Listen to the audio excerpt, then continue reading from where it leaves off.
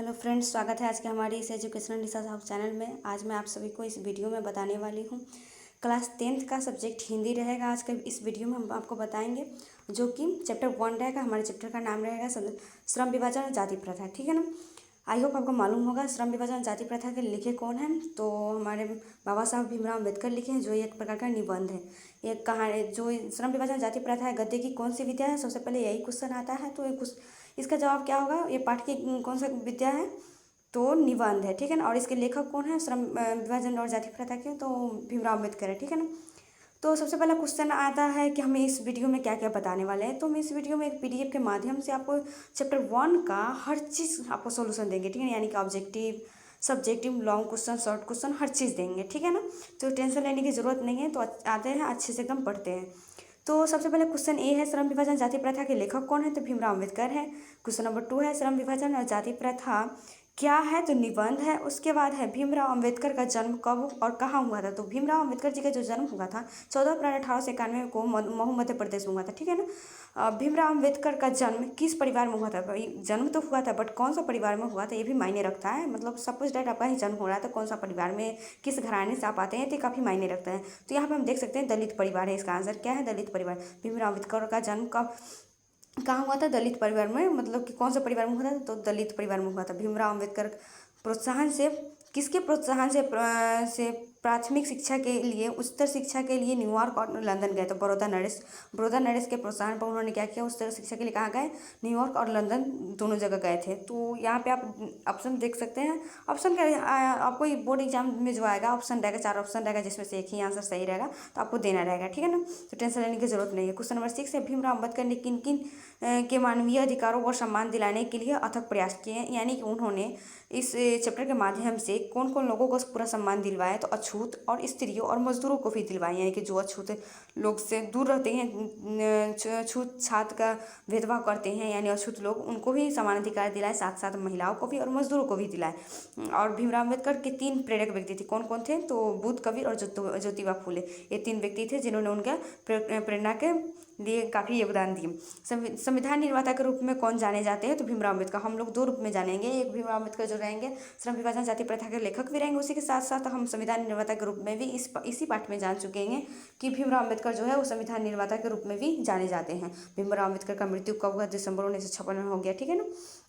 तो इसी के साथ एक क्वेश्चन भी आ गया है। क्वेश्चन नंबर 10 जो है, भीमराव अम्बेडकर द्वारा लिखी पुस्तकें कौन कौन सी, ये काफ़ी मायने रखता है, आपको अच्छे से याद कर लेना होगा। थोड़ा बड़ा है, मतलब बहुत सारी किताबें हैं, लेकिन आपको एटलीस्ट आपको रट ही जाइए इसको।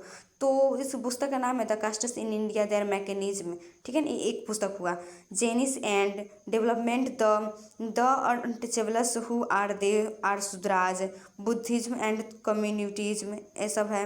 ठीक है ना। बहुत सारा बुक है, तो आप देख सकते हैं यहाँ पे। आप एक एक करके देख लीजिए। आप चाहे तो हम पढ़ के बता सकते हैं। फर्स्ट बुक का नाम है the castes in India their mechanism, एक पुस्तक का नाम होगा। उसके बाद है जेनेसिस एंड डेवलपमेंट। उसका the untouchables, who are Shudras, Buddhism and communism, Buddha and his Dhamma, thoughts on linguistic states, the rise and fall of the women, Hindu women है, एनिहिलेशन ऑफ कास्ट आदि। तो एक आध 2 पुस्तकें होगी जो इंपॉर्टेंट होगी आपके लिए, तो वो पूछे जाएंगे, बाकी सब नहीं पूछेगा, लेकिन फिर भी आप याद कर लीजिएगा। क्वेश्चन में 11 है, प्रस्तुत निबंध श्रम विभाजन और जाति प्रथा किसने लिखा है, तो इसको प्रस्तुत निबंध श्रम विभाजन जाति प्रथा किसने लिखा है, एनिहिलेशन ऑफ कास्ट भाषण किससे लिया गया है, सॉरी किससे लिया गया है। प्रस्तुत निबंध जो श्रम विभाजन जाति प्रथा है किस चीज से लिया गया है, तो इनहिलेशन ऑफ कास्ट से लिया गया है। इनहिलेशन ऑफ कास्ट का हिंदी रूपांतरण किसने किया, तो ललई सिंह यादव ने किए थे। जाति पाति तोरक मंडल लाहौर के वार्षिक सम्मेलन 1936 के अधिकारी के भाषण के रूप में किसे तैयार किया, इनहिलेशन ऑफ कास्ट को तैयार किया गया। तो भीमराव अम्बेडकर के अनुसार विडम्बना की क्या बात है, तो उन्होंने यह कहा था कि जातिवाद पोषकों की कमी नहीं, वो उन्होंने एक विडम्बना के लिए महत्वपूर्ण बात बताई थी। आधुनिक सभ्य समाज कार्य कुशलता के लिए किसे आवश्यक मानते, तो श्रम विभाजन। अब हमारे जो समाज में है, सभ्य समाज में कार्य कुशलता के लिए किसको आवश्यक मानते हैं, तो श्रम विभाजन के लिए, श्रम विभाजन को ही आवश्यक मानते हैं। जाति प्रथा का दूसरा नाम क्या है, श्रम विभाजन है। मानव मुक्ति के पुरोधा के रूप में कौन जाने जाते हैं, तो भीमराव अम्बेडकर जाने जाते हैं। भारत में बेरोजगारी का मुख्य कारण क्या है, तो जाति प्रथा ही है। जाति प्रथा किस प्रकार का श्रम विभाजन है, तो अस्वाभाविक के, इसको याद रखिए। अस्वाभाविक किस कौन सा विभाजन है? तो जाति प्रथा है, ठीक है ना। जाति प्रथा के अनुसार श्रम विभाजन का आधार क्या है? तो पैतृक विभाजन, ठीक है ना। श्रम विभाजन और जाति प्रथा शीर्षक किनके द्वारा हिंदी में रूपांतरित है? तो ललई सिंह यादव। जाति प्रथा मनुष्य के पेशों को किस प्रकार प्रभावित करता है? तो वह मनुष्य जो जीवन भर के लिए एक ही पेशा में बांध देता है। इस चीज़ को काफ़ी याद रखिएगा। सच्चे लोकतंत्र का प्राय क्या है? तो भाईचारा। असल में लोकतंत्र होता क्या है, उसका सही मतलब जाने तो भाईचारा ही होता है। बाबा साहब अम्बेडकर।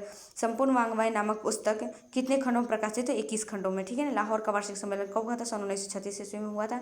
भीमराव अम्बेडकर के अनुसार जाति प्रथा श्रम विभाजन के साथ साथ और किनके विभाजन का रूप लिया हुआ है? तो कुशल व्यक्तियों का विभाजन का, ठीक है ना। भारत की जाति प्रथा की विशेषता क्या है? यह श्रमिकों का स्वाभाविक विभाजन करती है। ये सबसे बड़ी विशेषता ये है हमारी भारत के जाति प्रथा का कि श्रमिकों का क्या करता है? और स्वाभाविक विभाजन करता है। लेखक भीमराव अम्बेडकर के अनुसार आज की उद्योग में गरीबी और उत्पीड़न से भी बड़ी समस्या किसे मानते? तो जाति प्रथा को मानते हैं। आधुनिक मनु किसे कहा जाता है? तो भीमराव अम्बेडकर को कहा जाता है। लेखक भीमराव अम्बेडकर के अनुसार आदर्श समाज कैसा होना चाहिए? तो जिसमें स्वतंत्रता, समता और भ्रातृत्व का भाव हो। कैसा होना चाहिए हमारे समाज में? आधुनिक समाज में कैसा होना चाहिए? तो यहाँ पे कहता है आदर्श समाज का कैसा होना चाहिए? तो जिसमें स्वतंत्रता, समानता एवं भ्रातृत्व की भावना हो। उसके बाद है क्वेश्चन नंबर 31 है, लेखक भीमराव अम्बेडकर के अनुसार बेरोजगारी का प्रमुख और प्रत्यक्ष कारण क्या है? तो जाति प्रथा है, ठीक है ना। क्वेश्चन नंबर 32 है, भीमराव अम्बेडकर ने किस पत्रिका का संपादन किया था? बहिष्कृत भारत का। इसको भी आप याद कर लीजिएगा, ये भी काफ़ी इंपॉर्टेंट है, ठीक है ना। तो क्वेश्चन नंबर 33 है, जाति प्रथा भारत में क्या एक प्रमुख कारण बनी हुई है? तो बेरोजगारी का प्रमुख कारण बन गई है। किस कारण का? तो बेरोजगारी का, ठीक है ना। क्वेश्चन नंबर 34 है, सभ्य समाज श्रम विभाजन को किसके लिए आवश्यक मानते हैं? तो कार्यकुशलता के लिए। श्रम विभाजन और जाति प्रथा में गद्य की कौन सी विधा है? निबंध है। किसमें व्यक्ति की निजी क्षमता का विचार किए बिना ही उसे पैतृक पेशा में बांध देते। श्रम विभाजन ही होता है जिसमें जो व्यक्ति होता है वो कौन कार्य में क्षमता रखता है, किस कार्य में उसको रुचि, इस चीज़ को नहीं देखा जाता। बट उसके पिताजी किस कार्य में किस पेशे से थे, उसी पेशा में उसको भी बांध दिया जाता है। ये हमारा श्रम विभाजन का एक मुख्य कारण है। उसके बाद क्वेश्चन नंबर 37 है, किस धर्म की जाति प्रथा दूसरे पेशा चुनने की अनुमति नहीं देता था? हिंदू धर्म का। क्वेश्चन नंबर 38 है, कौन मनुष्य का स्वेच्छा पर निर्भर नहीं होता है? तो जाति प्रथा के श्रम विभाजन का। 39 नंबर, दूध और पानी का मिश्रण किसका रूप है? तो भाईचारे का। हमारे पाठ में भीमराव अम्बेडकर कहते हैं कि अगर भाईचारे का वास्तविक रूप देखा जाए तो दूध और पानी का, जिस तरह से दूध और पानी अगर दूध में पानी को मिश्रित कर दिया जाए तो पता नहीं चलता है कि कितना पानी है कितना दूध है। उसी तरह हमारे भाईचारा में भी हमारे भाईचारा का क्या होना चाहिए? वास्तविक उसी तरह होना चाहिए कि कभी भी कुछ भेदभाव हो ही नहीं, अगर हो भी तो पता भी नहीं चले, ऐसा भाईचारे का वास्तविक रूप होना चाहिए। तो इस तरह से हमने आपको क्या किया, एटलीस्ट 40 हम क्वेश्चन करा चुके हैं। अगर वीडियो अच्छा लगा हो तो लाइक ज़रूर कीजिएगा, चैनल पर नए हो तो सब्सक्राइब भी कर दीजिएगा, क्योंकि हमारा इसमें कुछ मेहनत भी लगता है और इसको आपसे कुछ नहीं बोलते, सिर्फ इतना कहते हैं अगर वीडियो अच्छा लग रहा है तो लाइक ज़रूर कीजिए ताकि हमको मोटिवेट मिले और हम इसी तरह का आगे भी वीडियो बनाते रहेंगे। और अभी तो इसमें ऑब्जेक्टिव डाले हैं, आगे वाले वीडियो में हम सब्जेक्टिव भी डालेंगे। अगर चैनल पर नए हैं तो सब्सक्राइब भी कर दीजिएगा, शेयर ज़रूर कीजिएगा, कमेंट करते रहिएगा कैसा वीडियो लग रहा है, ठीक है। तो इस तरह से कमेंट करते रहिए, हम आपको जानेंगे कि आपको मेरा वीडियो कैसा लग रहा है। Very very thank you.